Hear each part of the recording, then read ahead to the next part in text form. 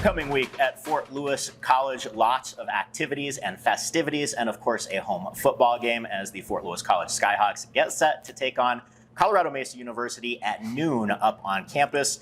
Thanks for joining us on the Skyhawks Coach's Corner. As always, joined by head football coach Johnny Cox, defensive line coach Sebastian DeMartini, and running back KB Broadus. Thank you, gentlemen, for joining us.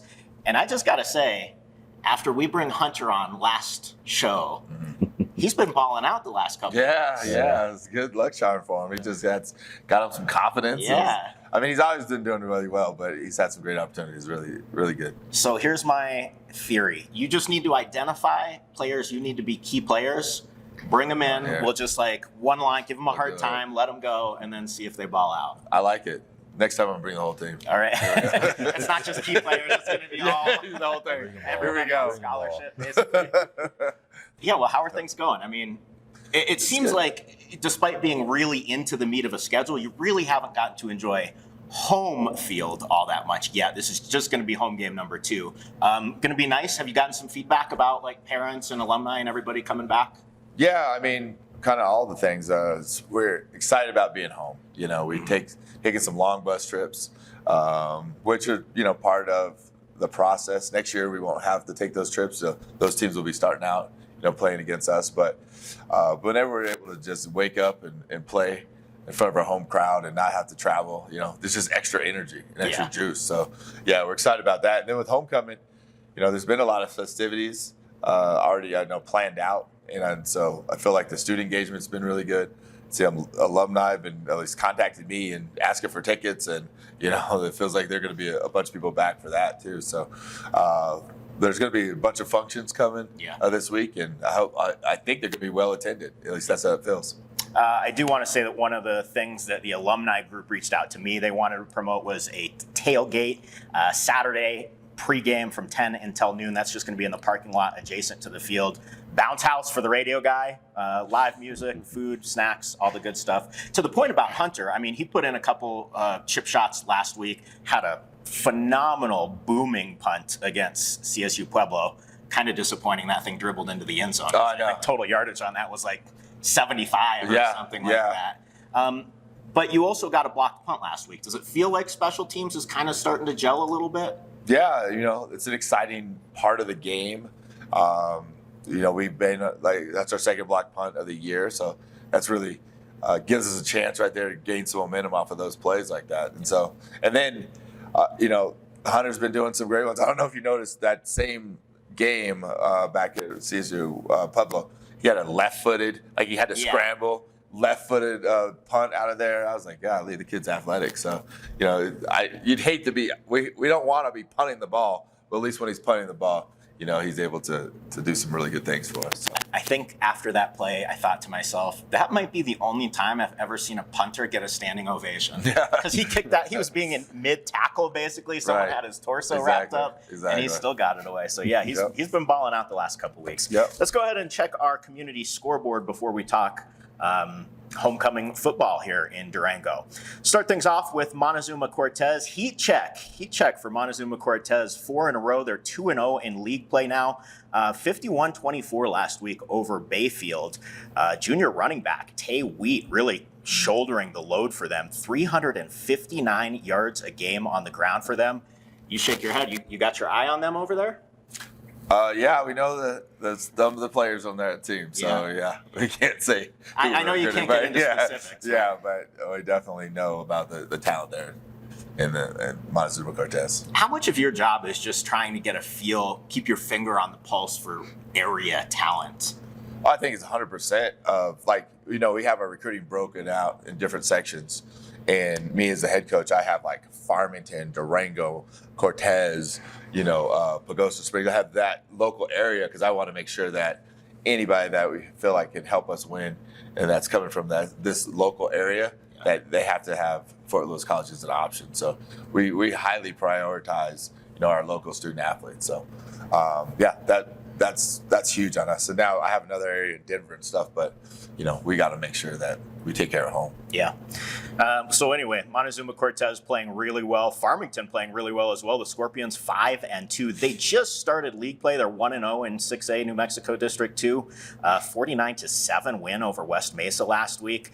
Their senior quarterback balling out too. 313 yards a game from Griego Trell. 23 touchdowns. A little bit of a gunslinger. 23 TDs, 13 interceptions, 18, almost 1,900 yards already in the season. You say you're on Farmington, man. He must be electric. Aztec 4-3 after a 36-7 win against Taos. They're coming off a bye week, getting ready for Gallup this week. Montrose Redhawks are 5-2 as well, playing pretty well. 1-0 in district after a 56-22 victory over Falcon. Kind of running back by committee over there, but last game, that contest against Falcon, junior running back Gabriel McFarland went for 108 yards on 8 carries. Yeah. That's KB, you're looking for those sort of yards per carries, right? Yeah, you'll get them. 10 and over per carry. That's what you're looking for, right? Yeah. And Durango 5-1. They're playing really well lately as well. 1-0 in league play after a squeaker 26-21 victory on the road at Summit last week. They'll get set to host Glenwood Springs on Friday. And we've talked a lot about their offense on this show in the past, but how about the linebackers playing well? Julian Rodriguez, almost 9 tackles per game. Braxton Waddell, 5 tackles per game. Nice to see Durango recover from that season opening loss. Yeah. They lost the first one, and they've been starting to roll, or they've been rolling since that. So it's always fun to see the local high school, doing really well. Yeah. I really support them. Sebastian, let's talk about the defensive line unit on this Skyhawks team. Tell me, where are you at? What have you kind of developed this season, and where does that fit into what the ultimate goal is for you? So for us, obviously, defensive line, the biggest point is, trying to stop the run and be able to pressure the quarterback. We do our best with, the guys that we've recruited and the people that we have in position. They really take the coaching super well, and they try to run the technique as best they can. And we do our best to be able to stop runs, take on double teams so linebackers can make plays and everyone else gets to take the pretty girl to the dance. But, when we get our time to shine, get after the quarterback, we really try to do our best to bring pressure, to eliminate, long presence in the pocket and things like that. They've done a pretty good job at it. We've had some struggles, but, in comparison to last season, we're leaps and bounds from where we've been, and the improvement's really showing. So to your point about taking the pretty girl to the dance, so to speak, that's just kind of a mindset amongst guys in the trenches, isn't it? Yeah, it basically comes down to, you got a job to do and you got to do your job, and that's the mindset of the entire team. But when the statistics come out now, defensive line does have tackles and you got sacks and numbers, so we're not as trenches deep as offensive linemen get at times, but when it comes down to get the job done, if we got to take on double teams or be able to stop the run and let someone else run through, we're more than happy to do that. We've talked on this show about how Coach Cox's philosophy is really recruit and develop. Mm-hmm. So you're getting guys with that 3rd year, 4th year, 5th year experience. That's even harder from a development standpoint for guys on the lines, right? Like, what is your timeline typically for how you develop a defensive lineman? Timeline really does develop mostly in particular to their strength and their size. So, you got to be a big, strong guy to be in there, or, lightning quick at certain positions, defensive end. But, when it comes down to being able to stop, a 300-pound offensive lineman from, getting downfield and blocking for his running backs or his quarterbacks, it's all about strength. And so generally speaking, in a perfect world, we'd love to redshirt, incoming freshmen and let them develop in the weight room and learn the system and the techniques. But, if they're ready to go, they're ready to roll, and they're strong enough and big enough, we'll play them right away. Yeah. We are talking Skyhawks football on the FLC Coaches Corner here on the local news network from the Glacier Club just north of Durango. We'll return after the break and talk about the journey of running back KB Broadus to my right. Coaches Corner brought to you by Skyhawks Casino and TBK Bank. Back with more after this.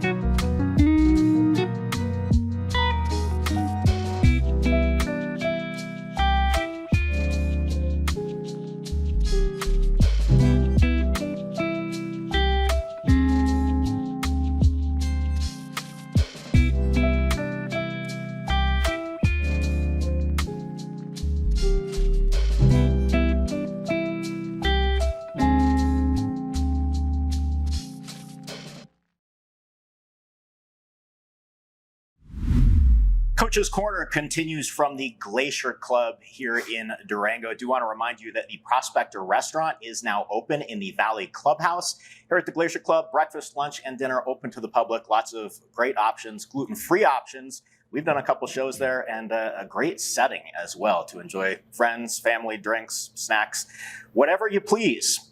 Here in segment 2, we want you to get to know running back KB Broadus, who Coach was quick to remind us is a product of Overland High School. Yes. Yeah. Down on the Front Range. This first couple years of college football for you isn't exactly what you planned for. Yeah, no, yeah. Having 2 ACL injuries, one my senior year, and then last year during the spring game. I mean, it's definitely different. It's like I do want to play, but like it's also like a growing state for me, like mentally and all that. How have you dealt with that difficulty? I mean, I try and stay around the team a lot, always around the team, hyping guys up. You know, I definitely take like the battles alone, but I mean, it's part of football though. And you've got to have this sort of wider spectrum standpoint of viewing this team now. Are you seeing the improvement? Yeah, definitely. A lot from last year. I think a lot's changed this year. I mean, we're scoring more. We're battling more. I think the only thing that it really comes down to is just weight room. I think we just got to get in the weight room more. Coach, is it fair to say that the offense may be a little bit ahead of the defense at this point? I'd say maybe we've been a little bit more productive, you know. However, you know, we're not at the point where we can say like, oh, we're doing a sufficient enough job. You know, we got to play the ball control game. You know, we have those short series when we're getting 3 and out, but the defense right back out there. You know, that really hurts. So, you know, the offense has a lot to do to grow to be at that level. We can say like, okay, you know, we're playing at our best. So, you know, offense, defense, special teams, it all works together. So the offense needs to keep stepping up so that you can take away the plays that the other offenses on the teams or on the field. So it does seem like the offense has some guys. Like when you need a play, I'm noticing like Peyton Monson is coming up big. Joe Barreras is coming up big. It seems like Braden's doing a good job getting them the ball at times. Would you agree with that? Yeah. I mean, there's definitely times where I feel like we're being efficient and doing what we're supposed to do and, you know, clicking on cylinders. But offensive football is just like you got to do it all the time. Yeah. You know, you got to get 95 on the test. You know, you can't get 85 because that doesn't result in as many points as possible. So there's areas that we're trying to get a lot better on. Third down, scoring in the red zone, taking care of the ball all the time. We've done a little bit better on that. But yeah, that's at times we've shined, but we got to do it all the time. Yeah. You know, we got to do it. It's an all-time thing. Yeah. This is the Fort Lewis College Skyhawks Coach's Corner from the Prospector Club, brought to you by Skyhawks Casino and TBK Bank. Remember, it is homecoming week. We've got all sorts of events to tell you about. Things kick off on Friday night with the Blue and Gold kickoff at 5 o'clock at Taco Libre. There will be drinks and snacks, lots of alumni on hand. And that kind of starts us off for, I can only imagine the scene that the alumni mud crawl and scholarship fundraiser will turn into. There you go. From Taco Libre, we start at Carver Brewing Company at 6 o'clock and basically just crawl. Our partners are the El Rancho Tavern, the Starlight, 11th Street Station. All proceeds from that, by the way, will go to FLC scholarships. And if you get in early enough, you'll get a Stein at Carver Brewing Company. And then, of course, our homecoming tailgate, 10 a.m. Saturday morning. You can celebrate with some live music, snacks, drinks, and then just siphon right into Ray Dennison Field for a 12 o'clock kickoff against Colorado Mesa University. Okay, so KB, you redshirt last year. Yes. Now, do you get a medical redshirt now as well? Is that the way that works? I believe so. I do. Okay, so you're still looking at 4 years of eligibility. Yeah. What is it like dealing with the NCAA and waivers? Is that as bureaucratic as it sounds?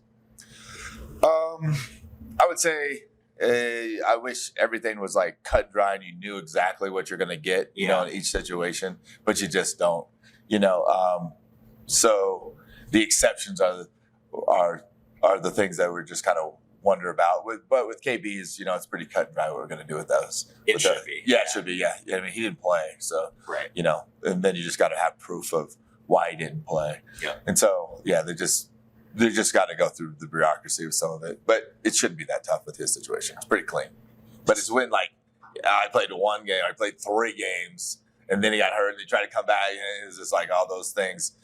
When another team makes an exception, or there's an exception you've heard about, you're trying to get that exception if it falls into you, and then all of a sudden, you don't get it, and so then you're frustrated or whatever. So, what initially turned you on to this guy as a running back? KB? Yeah. I love his size, speed. He started at Overland, and then he went to Grandview, and I happened to have a bunch of coaches or guys that I grew up with that were coaching at Grandview. So really talked to his character and his potential. So I felt like we had the inside scoop on him, and it's true. He has a ton of potential. We're excited to see him on the field healthy, and I think he's going to really have an outstanding career. It is really hard to know someone's character until you see him go through tough stuff, right? Exactly. Watching his recovery, are you seeing even more of that? Yeah, he's really, really positive. He works really hard. Love his effect on the team. He was when he was hurt. When he was healthy, he was leading the team, and then he got hurt, and you didn't see a fall off of that. Still being vocal on what we need to do, and being engaged in our process. And so it's been really good. It's been really a growth for him, and guys on the team should be able to see, like, hey, even if you're not on the field, you have a role for the team that's important, and you're part of the family. So KB, going through the ACL the first time, did you learn anything about the recovery process that's kind of helping you out this time around? I think it's just more of time. Don't rush it. I mean, everything happens for a reason. So I think it's just more of like getting used to the time. That's about it. What's your timeline looking like? When are you planning on? So next spring is when I'll be like declared to come back. But I think I know the trainers are talking about keeping me out of like some live periods, but just so they can have me healthy for the fall season. How do you feel when you think about getting on a field again? I mean, I'm excited. Yeah. I've been out for 2 years, so I kind of want to show the coaches that I still got it. Yeah. All right. Colorado Mesa coming to town. Yep. What do we know? They're a good team. Mesa used to be what I used to call Mesa State. Right. Traditionally they've been a very good program. So no matter what, their record's probably not what they want it to be. They're going to be, a physical, tough football team. That they had a new coach. I think came in same year as me, where he's kind of developing his own culture, and so I'm sure they disappointed with their loss last week, and they'll be fired up to come play us, and so we're going to meet them there. We're excited too. So we have a lot of unaccomplished goals that we can, and things that we want to get right, that we could get a lot of stuff accomplished in a victory on Saturday. So putting a lot of energy towards that. Are you still finding the team is bought into that? Yeah, I mean it's everyone's shaking their head yes. So apparently it's very obvious. It's not like when we have a team meeting, people are quiet. People are fired up and want to get after it, and the intentions are there. We just got to make sure our process throughout the week is as good as it possibly can be, as intentional as possibly it can be, and we apply those lessons onto the game. It's football, so you got to correct different areas. Get better every single week. You got to identify those, be willing to be coached in those areas, apply the coaching, and then go do it on the field. So we feel like we've done that in different areas throughout the season, and hopefully it all comes together this weekend. All right. Well, we'll be out there rooting you on. Thank you, gentlemen, for joining us on the Skyhawks Coaches Corner on Local News Network, brought to you by Sky Ute Casino and TBK Bank. Until the next time, we'll see you right back here at the Glacier Club.